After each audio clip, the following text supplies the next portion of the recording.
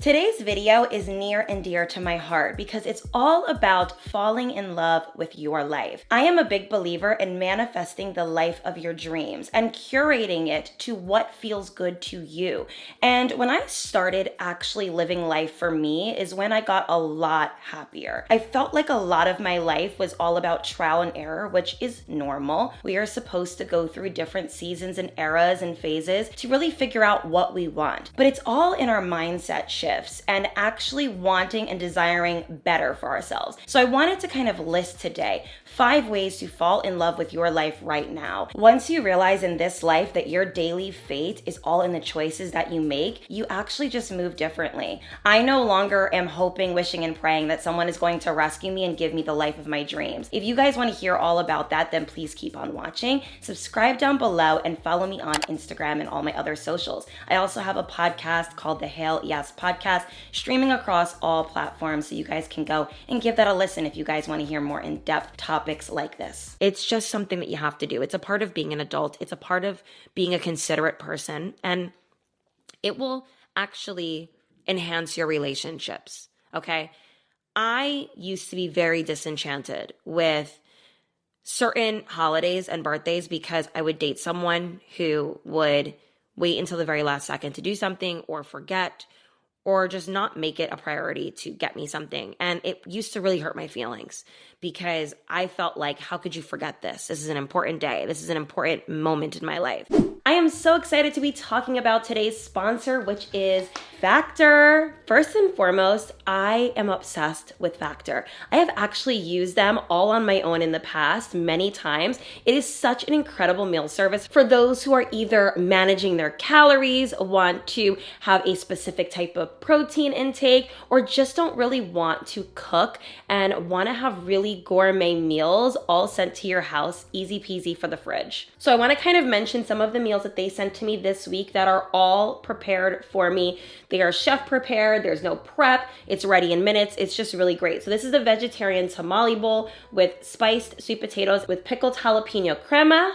So good. Then we also have the Indian butter tofu with lentils and rice. So good. And I also have the Spanish style rice and vegetables. So yummy. I actually did the vegetarian option with them. And then they also sent me these protein shakes. I've already had like 3 of them. They're so amazing. And this is actually a cold brew latte. So good. I actually love these before or after the gym, honestly. So a little bit about Factor, if you guys are new, there are 35 plus meals every single week that they have for you to choose from, so you guys can have amazing gourmet meals sent to your home each week. And it has everything for all different types of dietary restrictions like vegan, keto, vegetarian, calorie smart, and more. So it really just allows you to pick something tailored for your specific lifestyle and dietary restriction. And what's so great about Factor is there's more than just lunch and dinner options. They also have things for your midnight snack cravings or even just for breakfast, any type of smoothie or latte that you want, just like this right here. This protein shake has been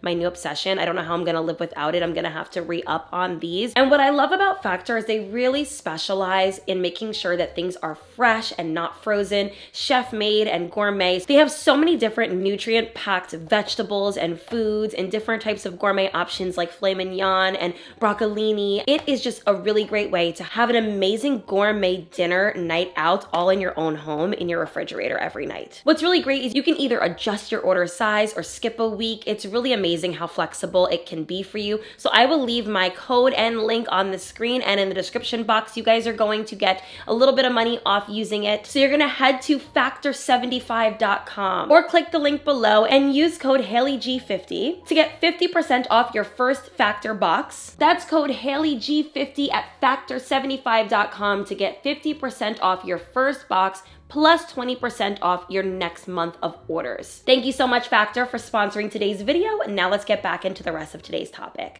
Now, of course, I have my notes in front of me, so let's get started with number 1, which is make your perfect life list. Now, I believe that all of us have our own version of what we consider to be the perfect life. I really want you guys to write down in absolute detail what your perfect life consists of. Now, not only do I want you to write down the physical things that you desire, whether it's a new car, a home, a specific bag, a career, like the things that you can physically get, I also want you to write down the intangible things that you need in order to have the perfect life. And this can be things like different types of emotions and feelings, like if it's happiness, if it's peace, if it's some sort of family values, like things that you can't necessarily physically touch, but that you want a part of your perfect life. Because a lot of the times we overlook some of the things that physical stuff brings into our life. Like when I think about money, I think about safety and security. So that's an emotion that I love to have when I have money.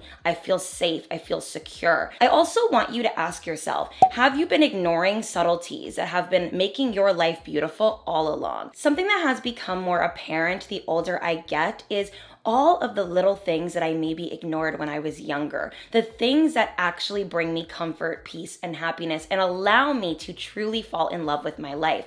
So for instance, like a sunny morning, a beautiful sunshine really makes me feel good. It sets the tone for my day. I feel like a Disney princess in the morning. I'll wake up in my cute pajamas in my beautiful home. The sun is coming in through the windows and I put on some beautiful tunes and I just feel amazing. I feel like I can start the day in a good way. So find the small things in your life that bring it so much beauty. This is all about seeing things from a different point of view, from a different perspective, and find out what your actual agenda and goal is. A lot of the things that I thought I wanted when I was younger that were like physical things, they really had an underlying meaning to it. So for instance, having a home makes you feel like a proud, independent, wonderful person. So I want to get closer to, in my daily routine, actually becoming independent, actually becoming grown, actually becoming proud without having the thing that I want. What I really want you guys to focus on is how can you fall in love with your life right now and do the things that the future version of you would appreciate and would embody in that thing that you so badly want. So also try to find the little things in your daily routine that bring it happiness and meaning. So for me, I wrote down sunny mornings, good weather, resources like the local bookstore, coffee shops, Pilates studios, my gym, nature walks. These are all things that bring me a lot of happiness and allow me to romanticize my life in a beautiful way. Learn to be where your feet are amongst the dreaming. So as someone who loves to dream, I used to find that I never liked my present moment. I found that my present always felt like it wasn't who I wanted to be. It wasn't where I wanted to be. But the more that I have grown and realized how can I really enjoy every aspect of my life, every moment of my life, is when I started to just do the things, the little things that made my current life feel like my future life. What does my future self do that my current self can do right now to make myself feel linked to that version of me? Because at the end of the day, you already are there. Make a list of what it takes to view your life as perfect. What qualities would one need to possess to actually acknowledge that? So for me, this is where accountability comes in. When I was thinking about how can I fall in love with my life deeper and actually feel that way, what are some qualities that I need to possess in order to be able to do that? So I wrote down consistency, gratitude, discipline, positivity, optimism, and curiosity. These are all things that I think really give off the vibe that I love my life. Okay, number 2, and this is huge for actually falling in love with your life, is let go of people and things that will make your life hard. The reason I bring this up is because I saw something on TikTok a while back and it resonated so deeply with me. A girl pretty much said that no matter what you do, whether it's eating clean, having a nice car, having a good friend circle, having an amazing workout routine, that you could have all of those things in your life. But if you have a person in your life, whether it's a partner or a family member or just someone that you're seeing, and they are bringing you down, they are negative, they are not good for you, your life will never feel truly good. It will never be fulfilled and you'll always feel like it's missing something. So the overall meaning of this entire message is to let go of the things that don't feel good. Now, that's not to say that you don't work things out with people when you go through certain moments with them. And I'm not telling you to not give people grace, but there is an intuitive feeling that we have in us when we know someone or something is not good for us. And it wrecks our entire life. We can distract ourselves with all these amazing things, but at the end of the day, if this thing is still looming over us, it's gonna always have a little bit of a cloud. It is important that if you want to truly fall in love with your life,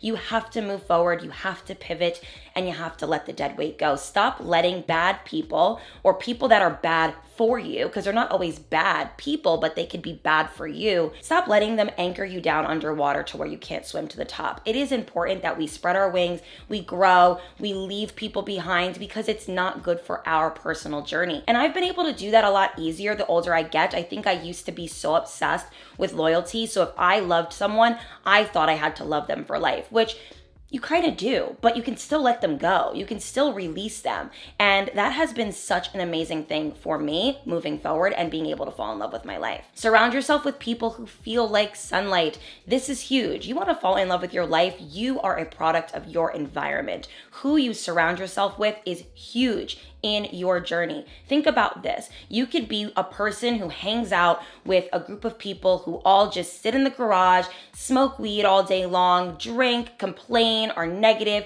and have nothing else going for them but that every day. You could be that person sitting with them, or you can have a circle of influence where you are surrounded by people who want to lift each other up, who want to constantly achieve new goals and dreams, who are doing amazing things with their life. They have amazing hobbies, and you can hang out with that circle, and your life would be dramatically different depending on who you hang out with. And that is a big thing that you need to realize if you want to grow into the version of yourself that you want to be. You have to understand that who you surround yourself with will determine what your life will look like. And I also want to say, in the category of letting go, this also goes for having specific mentalities. We're not just talking about people, but we're talking about the things that we do in our daily life that allow us to not fall in love with our life. So for instance, stop letting others define you or write your story. Living for others will leave you stuck and hopeless.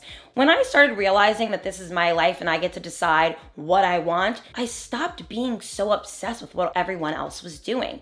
I think that a lot of us have that envious spirit or that jealousy spirit because we aren't really actually doing the things that we want to do, and we're seeing other people do it and we're wondering, why can't I get there? But you get to decide what kind of life you want, and this is huge. So stop being someone who is always looking for other people to define you. Define yourself. Do what makes you feel good. For instance, living in specific places, I've brought this up so many times until I was blue in the face on this channel, but I like to give this example. Living in my expensive, very sterile apartment looked from the outside perspective as incredible, as a goal, as something that everybody wants, but I realized that having this cute little ranch in Jersey where I have trees in my backyard and water nearby and just a lot of beautiful sunlight, and I feel just different here. I wake up in a better mood here. And if I were to ask 10 people that I maybe once wanted validation from what they thought I should do, they probably would have rathered me stay in that sterile environment, but that wasn't what was making me happy. I get to decide what I find beautiful in my life, and I think that has allowed me to fall in love with my life more because it's more authentic, it's more me, and it feels like I'm not flexing or stunting in any way because it's really just how I live for real. I also think that it's important that you let go of the self-hate and the self-deprecation. Not only are we so obsessed with what others think of us, but we are also fixated on our own insecurities and our own self-hate and our bad negative self-talk. You need to let that go in order to truly fall in love with your life. Start having a different perspective when you speak about your life. If you feel stifled, if you feel stuck, if you feel unhappy, or like you want to just be a little bit better, have a different tone when you were discussing these things. Rather than saying my life sucks, I hate it, I will never amount to this, say, you know what? I'm in a curious place right now. I don't know what my next move is, but that's really exciting because I get to really see who I'm going to be in the next year. And this time I'm really able to just take a moment and work on my mental health and see what is next for me. And not knowing what's next is exciting. That is a different way of speaking that actually encourages your thought process to get towards things that matter, because you are no longer bullying yourself in a way that isn't helpful to your growth. I think a lot of the reason why you are so hard on yourself is because you're obsessed with what other people think. So it's definitely something that goes hand in hand. Relinquish the obsession with being liked or being seen as uncool. Nobody actually cares, and it doesn't actually feel good to live for others. Even if you are pandering to other people's ideas of what they think is awesome, you start to realize that you're not even living the life that you want. And the closer you get to what you think is cool and what you enjoy, you will fall in love with your life more. Pivot when experiencing something that doesn't feel natural and right. So many people love to overstay their welcome in misery. Don't be that person. It is okay to change your mind, to not want to do something anymore, to not feel good in certain situations, or maybe you thought something was going to have a different outcome than it did, and you realize that you don't like the way things turned out. Don't stay because you feel bad. No, the happiest people are the ones who quit things. Surprisingly enough, quitting something, letting go of something, moving on from something, those are the people who are the happiest because they go towards what makes them feel good and not what other people want them to do. And stop waiting for people to rescue you and come into your life to make it better. You decide whether your life is going to be good or not. And having this desire, this burning desire to be rescued and to be given a life that you want is ridiculous. Yes, I do think that people will come into our life and enhance it and make it better if we align with that spirit and that life. But you should be able to architecturally design that yourself. You shouldn't have to wait for someone to do it. Number 3 is to romanticize the little things. You really want to do this with your daily stuff as well. If you want to fall in love with your life, romanticizing little things will always just make it that much better. And I have found that I get more excited about little things in my life because I do this. So that could just be something like cleaning your home with beautiful music, getting yourself together for a walk in a cute little outfit, preparing your life and home for the holiday seasons. Make a list of things to do, like movie watching or bar hopping or event attending for each season. Just create a specific thing that you can do and that you can look forward to. It's always fun to look forward to stuff. Rose petals in the bathtub, candlelit dinners at home, a walk along the beach during sunset, doing your makeup just because, plating your food in a romantic way. This is how you romanticize your life. This is how you actually live the life of your dreams. Don't wait until you have money and resources to do it. You can romanticize life by doing the littlest of things, and you'll start to feel like, wait, I'm kind of living in my own music video. I'm kind of living in my own movie, and I don't have to wait for a specific thing to happen for me to actually enjoy what I have. Okay, the 4th point is to nurture and prioritize your mental health. This is huge. I think mentality is really going to help get you to falling in love with your life more, because you can do all these different things physically to yourself, but if you don't get right within, you're just never going to truly embrace and love your life. So therapy, okay? I'm gonna always encourage talking to someone, getting therapy, getting a life coach, getting a mentor. These are all things that you can do. Rest and recovery. You have no idea how much resting your body actually helps your mental health. It makes you feel 10 times better. You not only help your physical body, because I have read that resting not only helps you with anti-aging, it helps you with looking better, but it also helps you with your mental and emotional health, which is important. Stress relievers, okay? Balance, slow down, start living your life in a way where you know how to work crazy when it's necessary and then take a beat when it's necessary. When you overwork yourself and constantly are doing things to stress out your body, stress out your mind, and you're in that state for a long period of time, you end up being very suffocated by your own life. So I have learned that I can go for a while. I can really go for a while. I can work like a dog for a while, but then I'll crash out. So I have learned to balance, to slow down. And on certain days, you know what? I got to take a beat. I got to relax. I got to do this for me. And it has actually helped me a lot mentally. What things can you do in your daily routine that will actually make you feel good? So I am a big believer in contributing in some way to society. When you are someone who wants to find purpose and meaning in life, sometimes taking the heat off of yourself actually allows you to feel better. I know that something that I have really done that has allowed me to fall in love with my life is helping people with their lives. That has been big for me. So finding a way to be philanthropic or contributing to society in some way, giving back. I help women for a living, and that in return helps me. Speaking to women daily has given me a purpose that I can't even describe. It is just such a beautiful feeling, and I just feel like every day I'm left better than I started. Another way to nurture and prioritize your mental health is fitness, health, and wellness. This is huge. The more you start working out your body, the better you'll feel. Also, it's important that you fall out of love with the idea of survival, pain, and suffering. We taught ourselves that we needed to survive, we needed to go through suffering and pain in order to have good lives. When you unlearn that, you start to live a better life. You start to fall in love with your life because you no longer go towards people who feel like you have to be hard around them, or that you have to prove yourself, or that you have to sell yourself, and you don't work jobs that you hate, that you feel like are going to drain you for every ounce of your happiness. I believe solely in doing things that work for you, even if other people don't necessarily agree with it. We need to release the obsession with struggle mode. We need to release it because it is so unbearable and it's not sustainable long term. You will end up crashing out and going through a severe identity crisis. You're going to say, what do I have? What can I be? Because you were not focusing on what truly was meant for you all of this time. And the fifth and final step to falling in love with your life is to fall in love with you, is to fall in love with yourself. And this doesn't just have to do with internal things. We talked a lot about internal qualities today, but it's external as well. Start making yourself beautiful inside and out. I don't want to hear that it's not important to love the way you look. When you feel good about yourself, you feel better inside. It is just a fact. I believe that by any means necessary, if you want to change something externally that is going to make you feel a world of a difference, you need to be able to give yourself the permission to do that. You have autonomy and agency over your life.